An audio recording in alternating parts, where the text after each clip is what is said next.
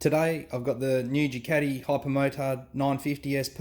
Going to pre-deliver it, fit a few accessories for the customer, but I'll give you a quick look over the bike. So stunning to look at in real life. The forged wheels, dual mufflers at the back, Ohlins front and rear suspension, bit of carbon fibre. That's a beautiful looking bike. So what I'm going to get up to is, here's the bits and pieces. Muffler kit, EvoTech fender eliminator, which will delete this big guy off the rear of it. What else? Set of rad guards for the oil cooler and the radiator. Also a Ohlins steering dampener. So that should be quite good. But here she is. I haven't worked on one of these for a while, so we'll pull it apart, put some bits and pieces on it. Then we'll start her up. Here's the muffler kit. Let's see what's inside here. Okay, instructions. Some bracketry and bolts and springs.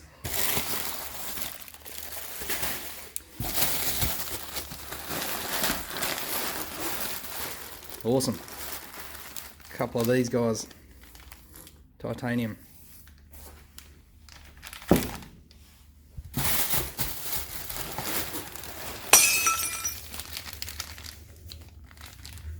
Definitely gonna tidy up the back of the bike and give it a bit of that Ducati noise.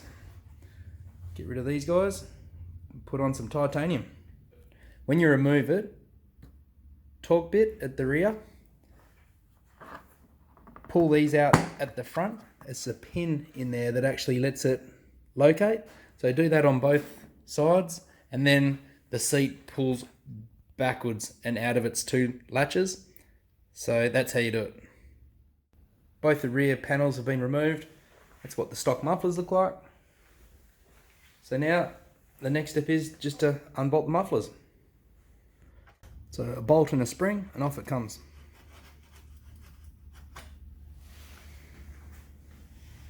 Actually quite light, the stock mufflers. So now what's going to happen is I'm going to take off the heat shields.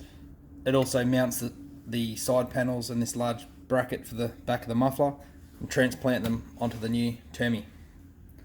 Let's do that to both of them. All the heat shields are on.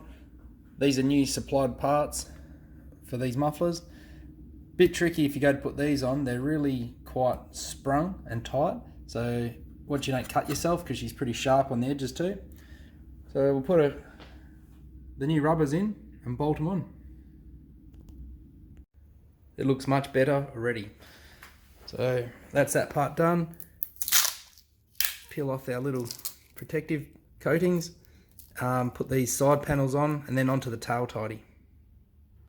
So I've gone to the EvoTech website, and they have really good instructions. So you go to download instructions, which is over here. Basically it puts it as a PDF, and it's nice and easy to follow. Yeah, I don't even think there's any words, just pictures, which works for me. I've taken off this panel. I've unplugged the wiring, disconnected them, and now it's only 3 bolts, and this whole number plate bracket comes off. We'll do it on the bench. Let's pull it apart, take the indicators off, and reuse what we need to. So it's all disassembled. So the next move will be to start to build it all into the new EvoTech fender eliminator. Here's all the fasteners and brackets and threaded pipe and whatever else we need. All of this EvoTech stuff always fits perfectly. Like, they've made everything so good, and it just goes together perfect. Crazy. So that's the indicators mounted, number plate light, all the wiring run through the back. and only 400 bolts left. We're nearly done. Got the big heat deflectors on to stop the rear indicators being cooked off. Time to put it back on the bike.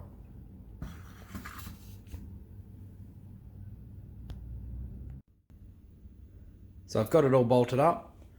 The trickiest part was feeding the wires into here. Like the original indicator wiring isn't quite long enough to put it where you'd like to put it, so you just got to be very careful not to squash the wires between this plastic bracket. I've got the battery fitted, the Ducati diagnostic tool plugged in, key on. I'm just going to check if there's any updates for the ECU. This is a new feature from Ducati, the transport mode. So we will remove that. Done.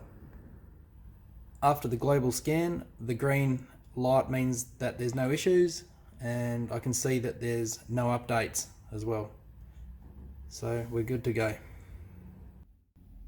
With the pipes fitted, tail tidy done, batteries in, a splash of fuel.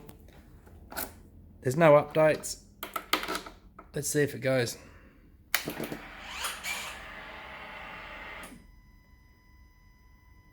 Right, never started in Australia before. Let's do it.